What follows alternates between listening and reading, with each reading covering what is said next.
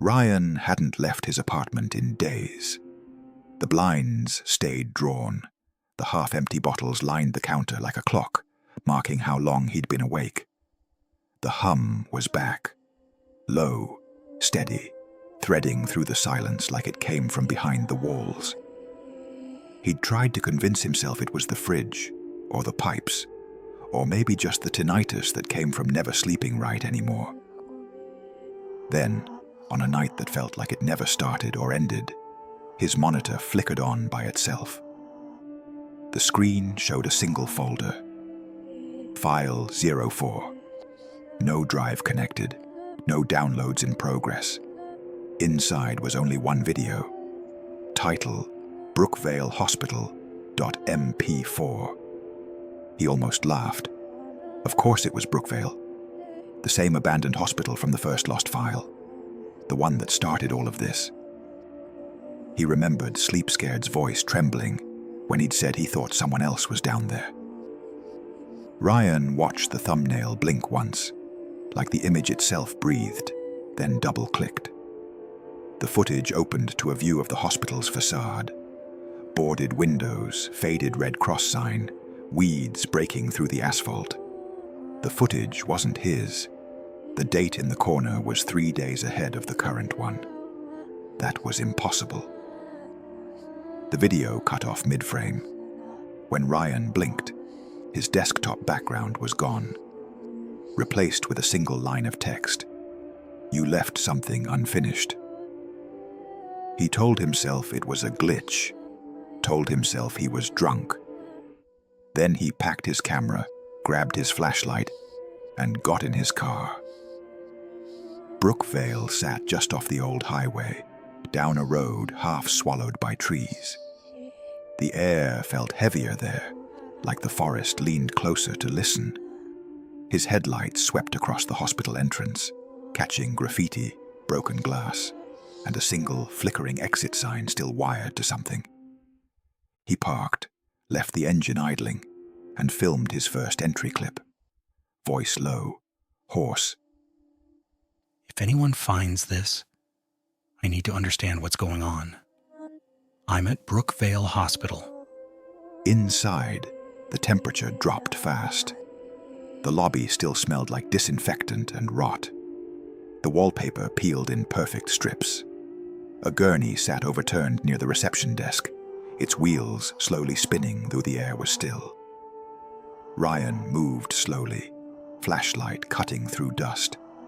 Every sound was his own echo, except for when it wasn't.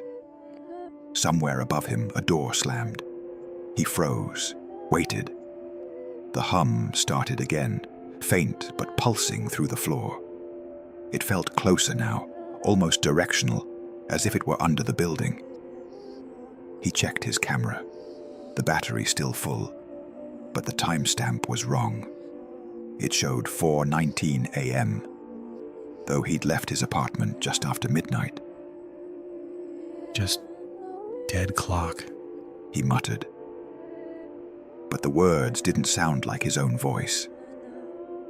He kept moving down the hallway, the camera catching glimpses of the old patient rooms, overturned beds, papers curled with age, and walls marked with strange, precise scratches, lines carved in neat, parallel sets of 3.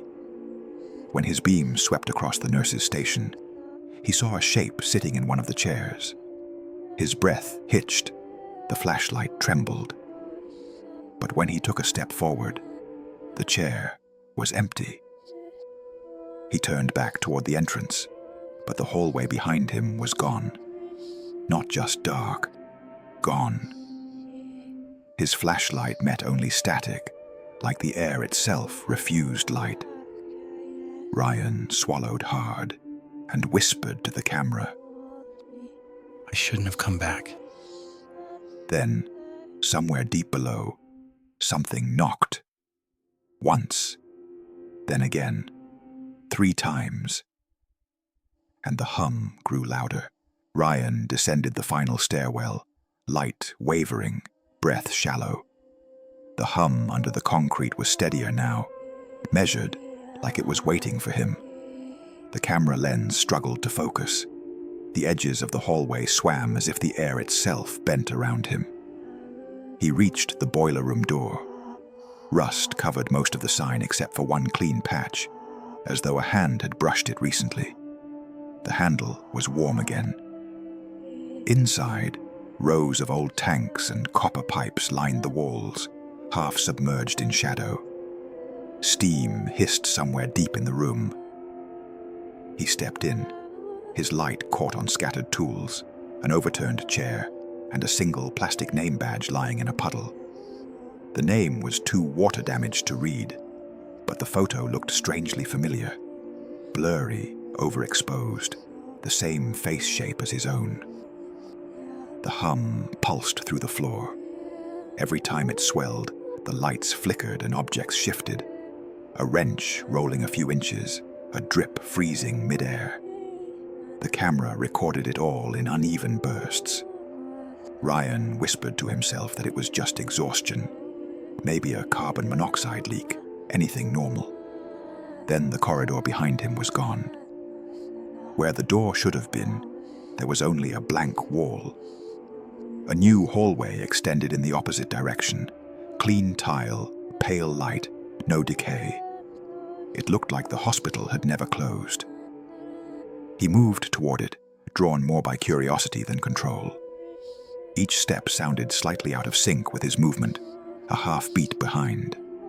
The hum softened, replaced by something like a slow, inhaling breath.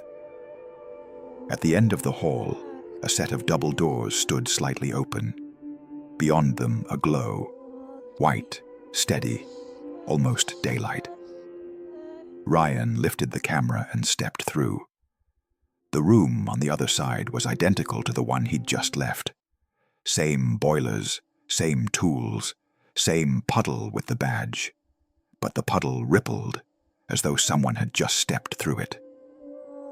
He turned in a slow circle. The camera caught reflections that didn't match his movements.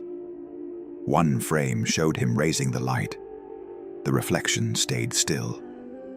Another showed a faint outline standing behind him, its features hidden by blur and shadow. When he turned, nothing was there. The hum returned, deeper, vibrating through the lens, until the image warped into bands of static. Shapes flickered inside the distortion.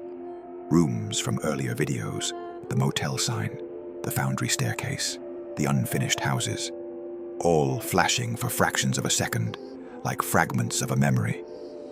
Ryan dropped to his knees, clutching the camera. The lens tilted upward. The ceiling lights stretched into vertical streaks, and between them a darker shape began to form. The faint outline of a hand. It hung there, palm open, fingers extended, pointing toward him, or through him. The hum swelled to a single, piercing tone. The lights burst, plunging everything into black. Static filled the screen. In the middle of it, faint letters flickered one by one. "I am coming for you." The words lingered, pulsing with the same rhythm as the hum. Then silence.